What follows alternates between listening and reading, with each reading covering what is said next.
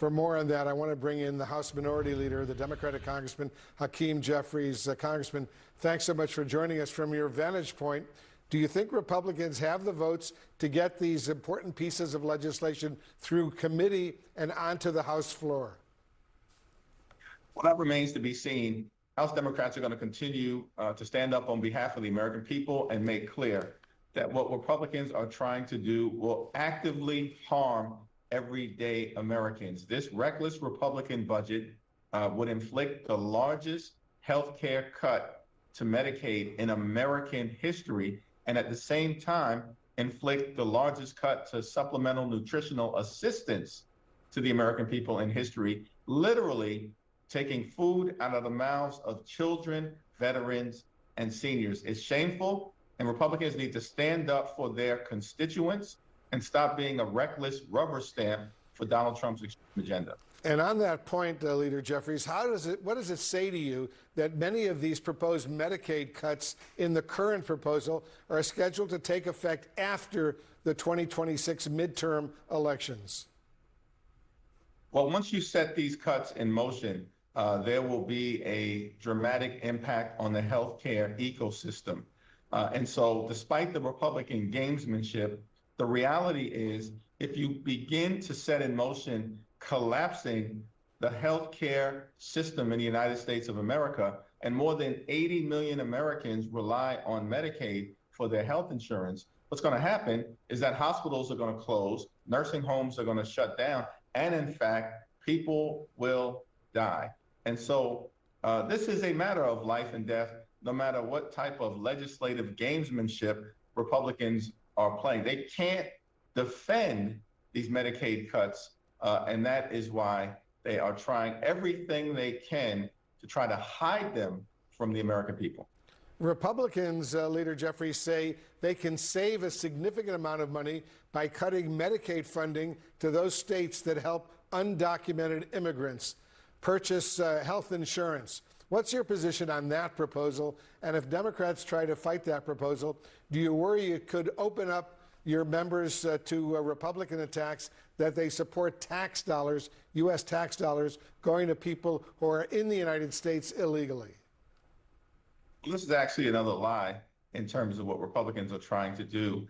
The Congressional Budget Office has been clear that if these Medicaid cuts were to become law, approximately 14 million Americans will lose their health care.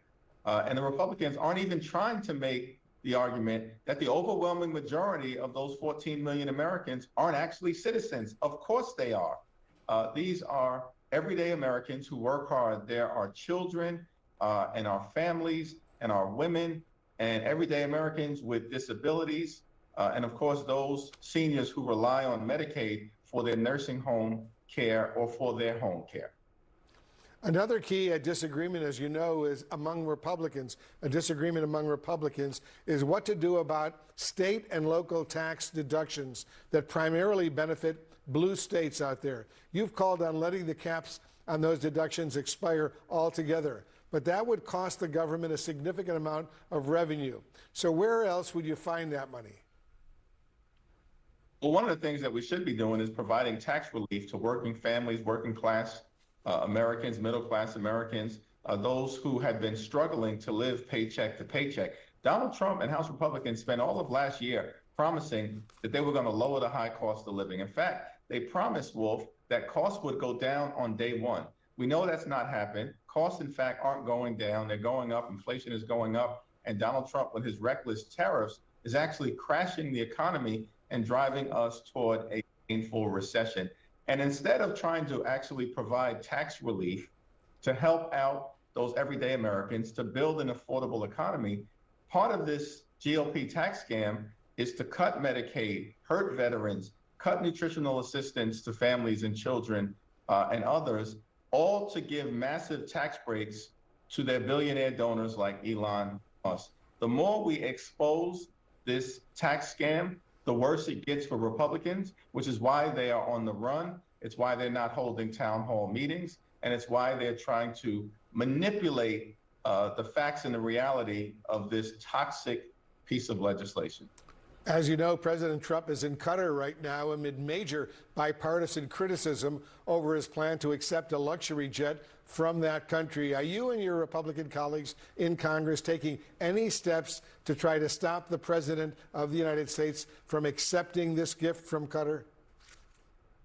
Pursuant to the United States Constitution, it's our view that in order for the president to accept this flying palace in the sky, a $400 million gift, which is a joke and an embarrassment, and it's malignant that it's even under consideration. But in order for the president to lawfully accept this flying palace in the sky, he has to come before Congress pursuant to the Constitution and ask permission to accept what is technically referred to as an emolument. It's a fancy word for gift from a foreign power that the framers of the Constitution were very clear should never be accepted, or if it is accepted, only with the permission of Congress. In regards to the CBO, the Congressional Budget Office, each party asked the CBO to assess different combinations of the bill text. I just wanted to point that out, Congressman. You want to react to that? Well, listen, I mean, I think the reality is the Congressional Budget Office is a nonpartisan organization that was stood up in a bipartisan way by Democrats and Republicans for decades in order to provide us with an actual fact-based assessment of the legislation that we are considering. And the Congressional Budget Office has made clear that these cuts will be devastating to the health, safety, and well-being of the American people. And the Republicans can try to run from that fact as much as they want. We will never let them hide it from the American people. Before I let you go, Leader Jeffries, I want to quickly get your thoughts on this new book that's about to come out from CNN's Jake Tapper and Axios's Alex Thompson, detailing President Biden's decline during his time in the White House. According to one rather stunning passage from the book, President Biden didn't even recognize George Clooney at a fundraiser that the movie star was actually hosting for him. Why should voters trust Democrats when it's clear so many in your party went to great lengths to keep Biden's condition hidden from the public? I can't tell you what happened between George Clooney and President Biden. I wasn't at that event. What I can say is that we're not looking backward. We're going to continue to look forward, because at this moment, we've got real problems that need to be addressed on behalf of the American people, including the Republican effort to snatch away health care, snatch away food assistance, and hurt veterans. You interacted with President Biden during those days, those final days he was president of the United States. Did you sense there was a major deterioration?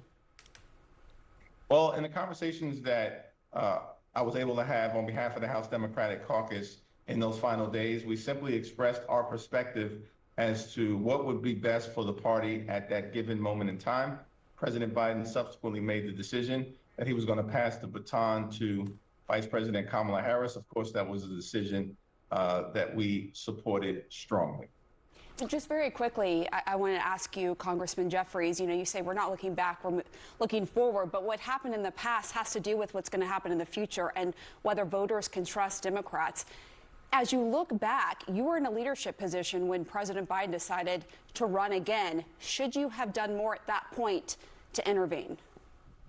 It's a great question in terms of whether voters can trust Democrats or not. Every single high-profile special election that has taken place since President Trump was inaugurated, a special election victory in Iowa in January, a special election victory in New York in February, a special election victory in Pennsylvania in March, a special election victory in Wisconsin in the Supreme Court race in April, and yesterday, decisively defeating a Republican incumbent in Omaha in a surprise to many observers.